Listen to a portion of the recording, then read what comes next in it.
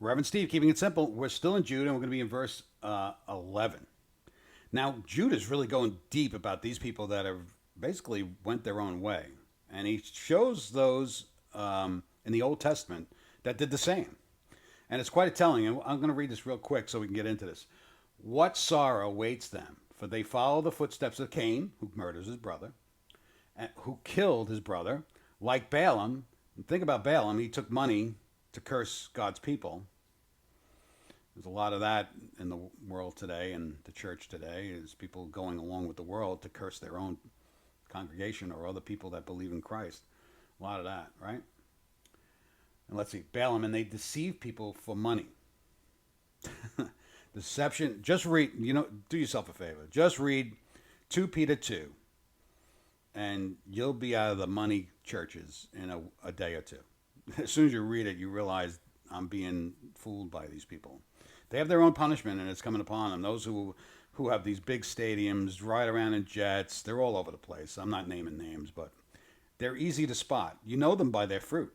Jesus clearly tells us you know them by their fruit. They're not lifting up Jesus. If not telling you about Jesus and not lifting them up in their own lives and in the lives of their congregation, you know where they're at. They're about themselves. They're about their church. They're about whatever. But they're not about the work of God. They're not about the work of proclaiming the gospel, the good news.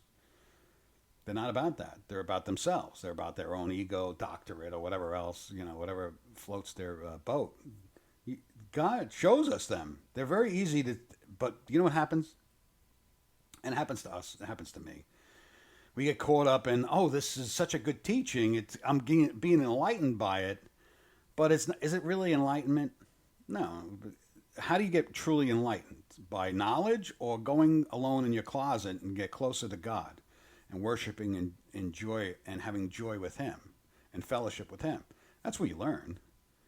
All this stuff for the head is worthless, really. It's that one-on-one. And the best way to understand that is Jesus, and in His own life, He went how many times by Himself and went by Himself to pray? He went by Himself. Or He took his basically his 3 disciples that he wanted with them. His 3 closest disciples that came with Him. But He always went off by Himself. Even when, things got tough and people coming to see Him, they were all over the place. Let's go alone to a place to have fellowship with each other and with God. And that's what we need. We need that fellowship one-on-one with God. God bless.